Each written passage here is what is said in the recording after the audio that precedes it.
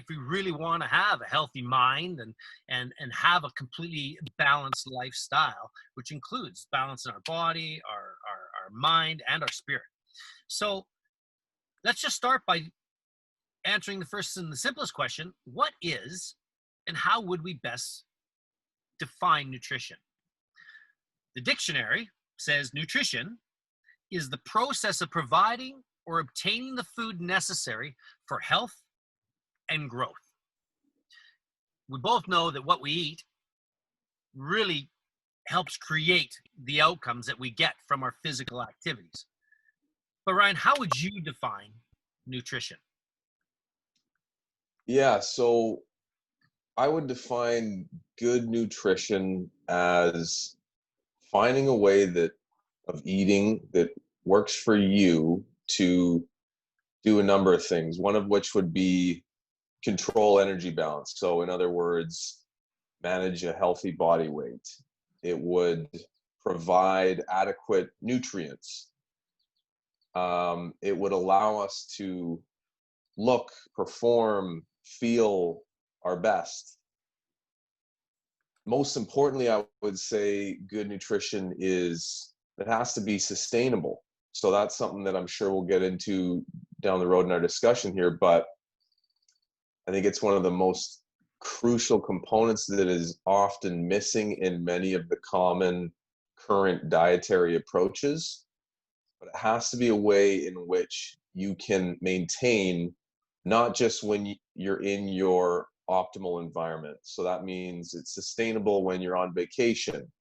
It's sustainable when you're in an environment with lots of temptation, hyperpalatable foods or other things like that. So good nutrition is also going to promote regular movement.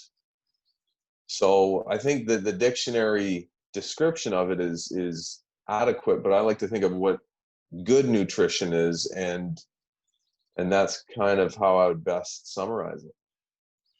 I like what you said there, and Bob, I'm curious as your thoughts on this. Our activities, right, really are an important factor to what and how we eat, because you said it, we're fueling the machine based on what the machine is tasked with. So Bob, do you find it affecting you, how you eat and the nutrition you eat and your activities? Great discussion, gents. Thanks so much, Ryan, for that perspective. I love that your comments about it being sustainable. One of my challenges, because I'm probably the oldest by far in this discussion, I've been an elite athlete with an elite physique and performing at the high level, and did that for about 20 years. But what I found when I hit my 40s, it was a massive shock to my body, and I was not prepared for that. And it got worse, Ryan, when I hit my 50s. And Ryan, I just turned 60. So it's the management. So my challenge is the management over the decades, how my body's been changing, my metabolism been changing, my energy level's been changing. So what I used to do back in my 20s and 30s and early 40s just is not working like it used to, my friend. That's understandable, Bob, and that's again one of the biggest struggles that my clients have is the comparison to what used to be achievable, what used to be realistic, and also kind of slipping into what I call the all or nothing mentality. So it's kind of like that, well, if I can't be what I used to be in terms of physique or athletic performance, what's the point? And something we'll get into, I'm sure, in our discussion down the road is a lot of what I do in my coaching is like shifting of the mindset. You have good awareness, I'm sure, of this in terms of your business acumen and everything. It's a lot. Everybody seems to be searching for just the right approach, the optimal diet, the optimal workouts, and so forth.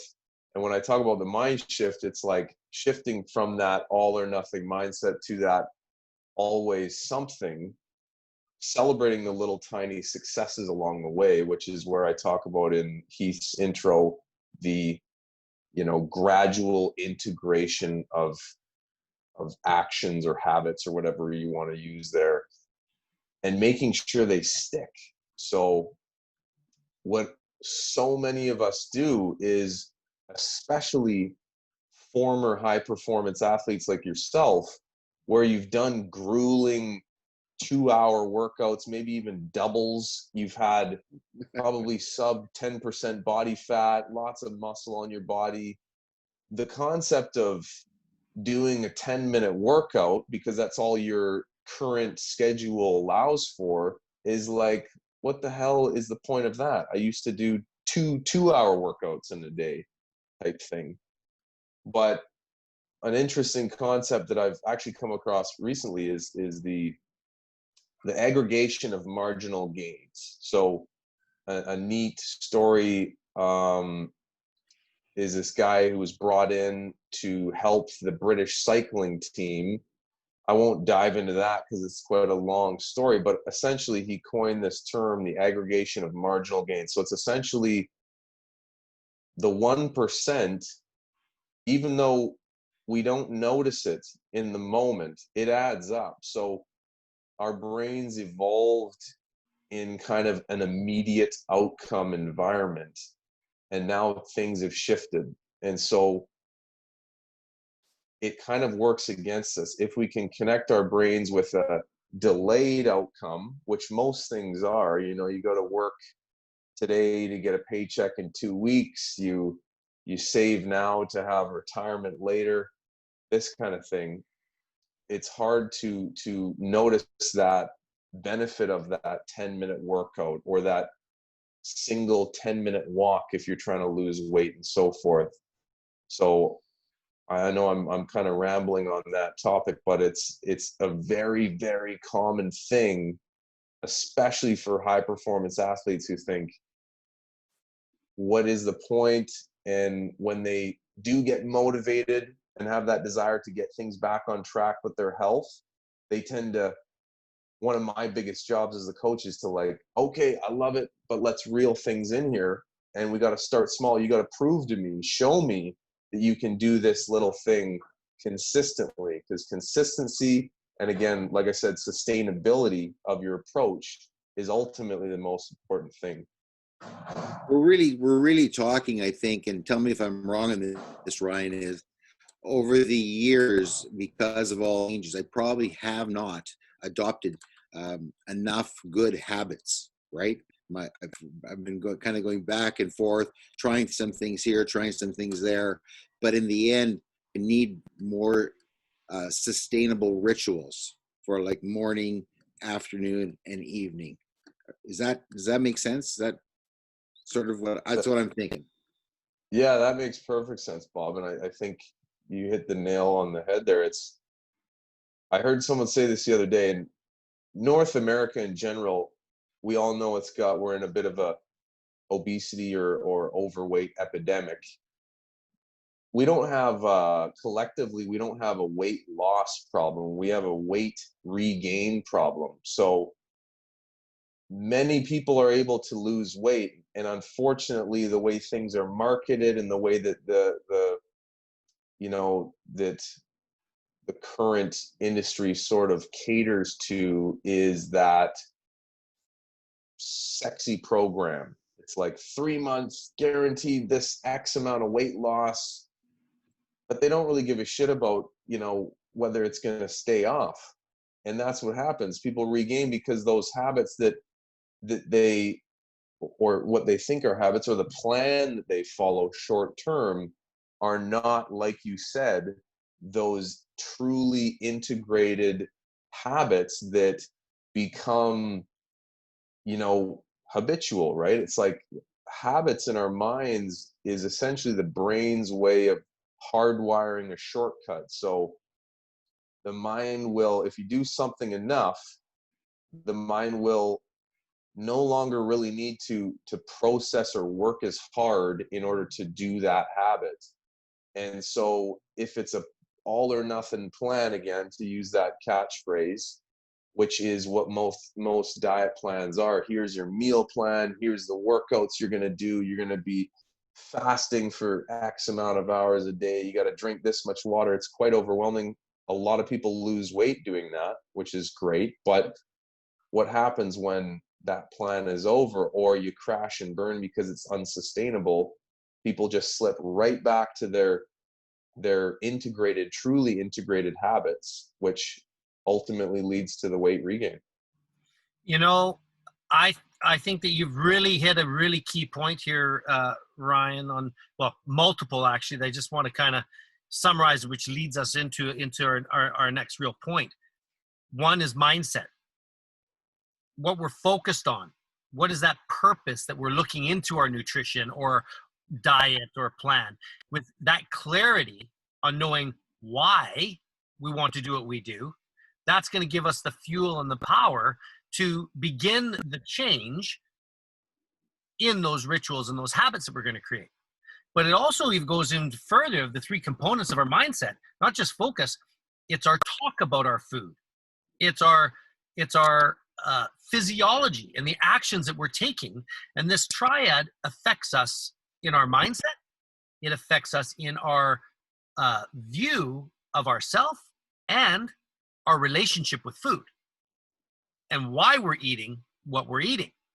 And what I've noticed as my journey as a type 1 diabetic is that if I eat well, my body craves really good food and good fuel, and I perform better, and that cycle begins.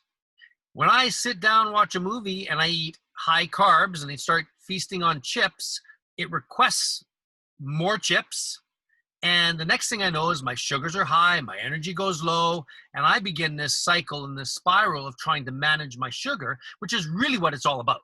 For a healthy body, or we'll call it a body that's less functional in its systems and processes as a type 1 diabetic, because I am healthy, but it is significant that we control those three things. What we're focused on, our why, the language that we're using, and our self-talk, and then, of course, the physiology and our actions, the tasks we're giving our body to do, because they link, and it perpetually goes into our nutrition and what the body's demanding, how often we're hungry, what we're craving and needing, because the body goes, holy crap, I'm dehydrated, I need water, we get thirsty, and so on and so forth. Would that be a correct statement? 100%. I think you highlighted a really important component there as well, which is you mentioned that everything is integrated, which is so on point, and a lot of, relative to the individual that I'm working with, but a lot of my client exercises and exploration and data gathering revolves around awareness. So like you said, recognizing that you eat this hyper palatable food or sugary food or high carb or whatever it is, and your body seems to crave more. I mean, that's something that on the spectrum of awareness, a lot of people are completely unaware of, and others that identify, know it's there, yet seem to consistently fall back into that cycle and so forth. But even just in my own experience, the awareness is such a crucial component to it, and ultimately it's what makes you progress towards that sustainable baseline that is, not optimal, but just this like ability to be consistently adhere to good nutrition in any environment, because you think, if I eat that extra slice of pizza or eat that cake, I know what happens. I'm aware of how I feel. I'm aware of how it affects my mental ability to process things. I'm slower, I'm more lethargic, and all this. So the awareness component and the integration of it all is huge. So let me just continue on this thought then, because we all know, and the most common thing when nutrition's brought up, it's weight loss, or weight management is a better way of putting it. And I heard a great quote that was given by Steve Maraboli. And it's this: it's all about choice. And his statement is, by choosing healthy over skinny, you are choosing self-love over self-judgment.